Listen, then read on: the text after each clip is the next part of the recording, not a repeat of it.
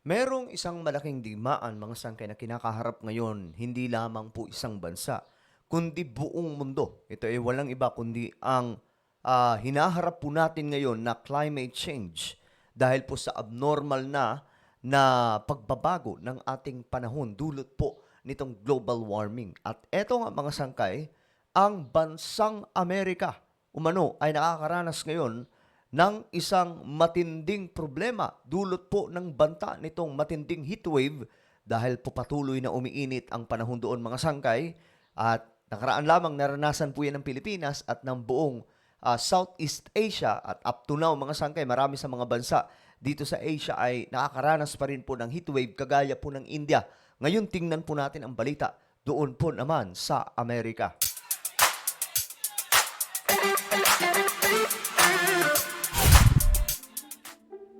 What's up mga sangkay?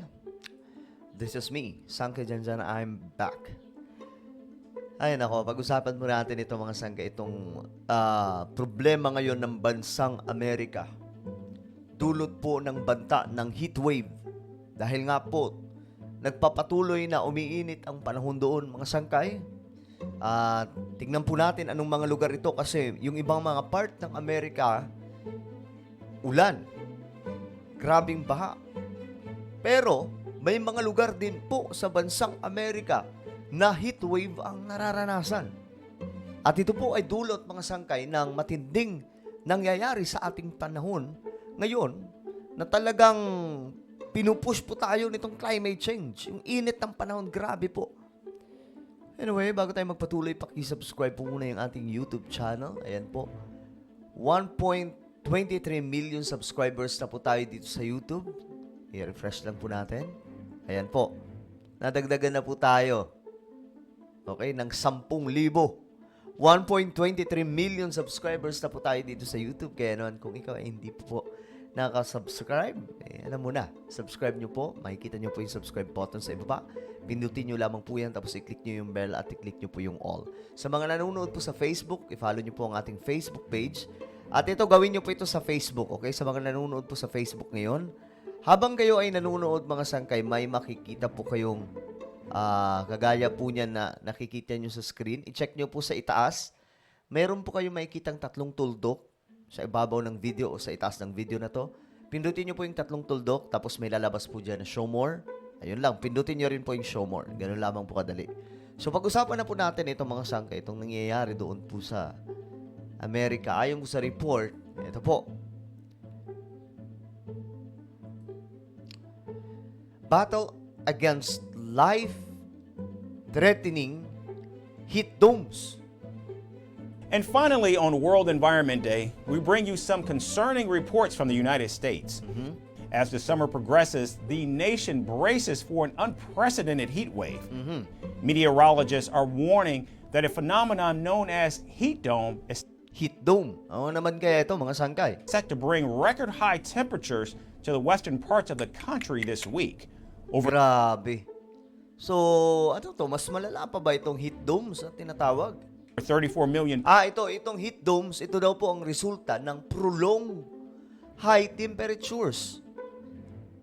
Prolong, ibig sabihin, hindi lamang basta dire-diretso, kundi mukhang mas matagal po ito kaysa sa heat wave. people are expected to face the sweltering conditions, and authorities are urging residents to prepare for potentially life-threatening conditions.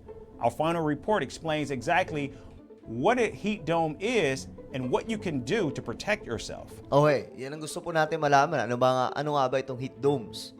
Ayan po, to impact, tatamaan po nito, Texas, Utah, California, at Nevada.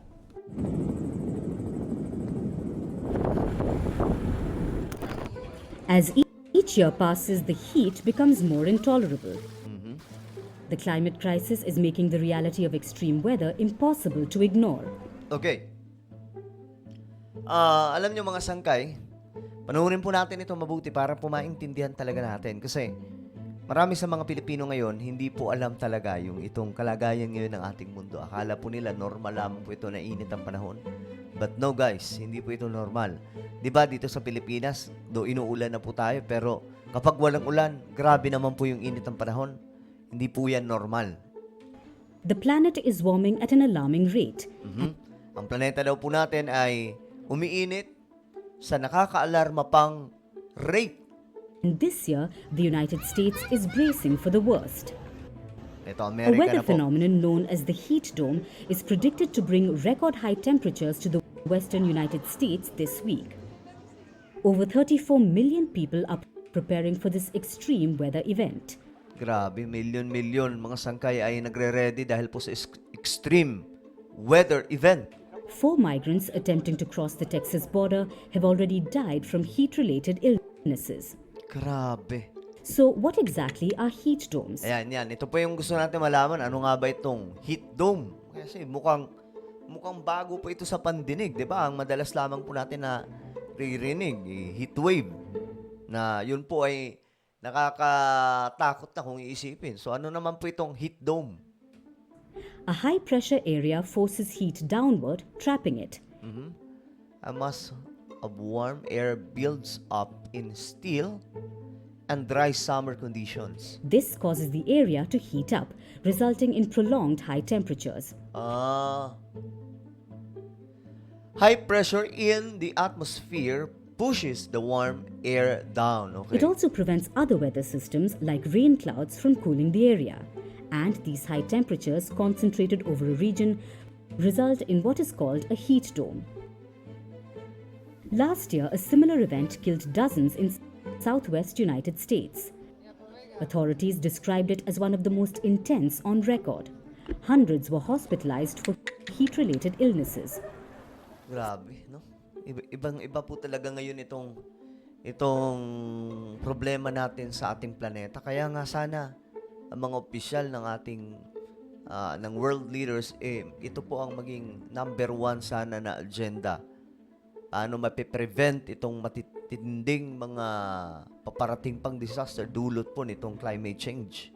Forecasters say the heat dome would make temperatures reach up to 108 degrees Fahrenheit or 42 degrees Celsius. Grabe. This extreme weather will impact states like Texas, Arizona, California, Utah, New Mexico, and Okay. Yan, no? Mga sangkay, yan po yung madadali. Malaking bahagi po ng Amerika yung tatamaan nitong heat dome. Nevada.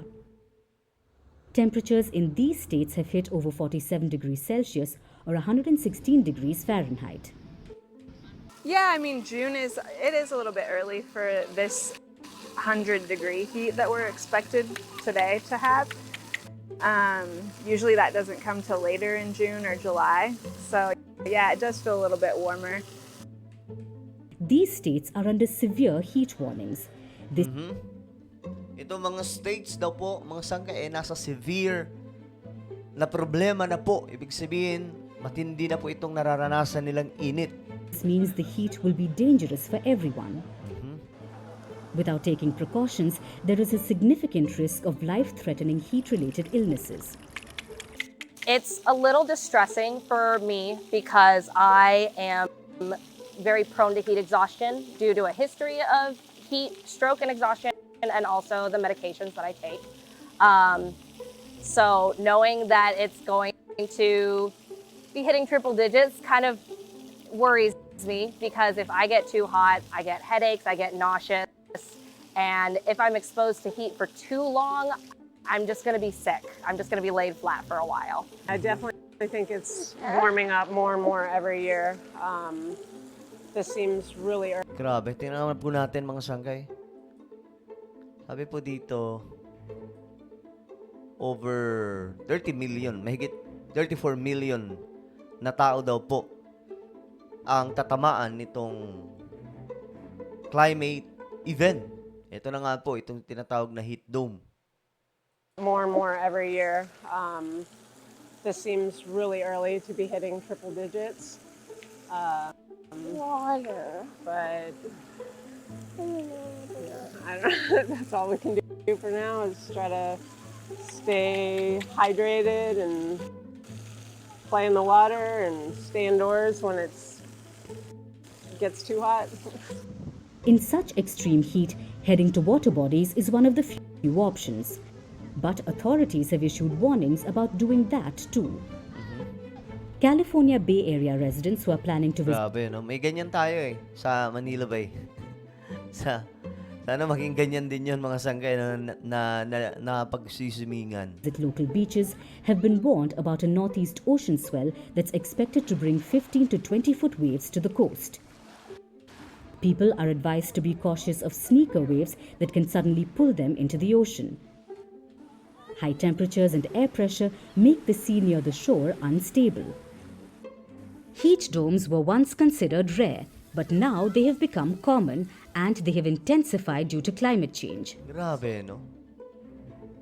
Pero yun yung mga ganitong klaseng weather event na noon napaka-rare mangyari.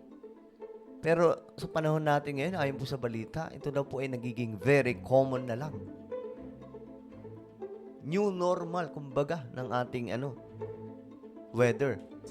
Well, at this point, there have been hundreds, literally hundreds, of scientific studies asking the question of how climate change has affected either the likelihood or the magnitude of various heat waves from the past couple of decades around the world.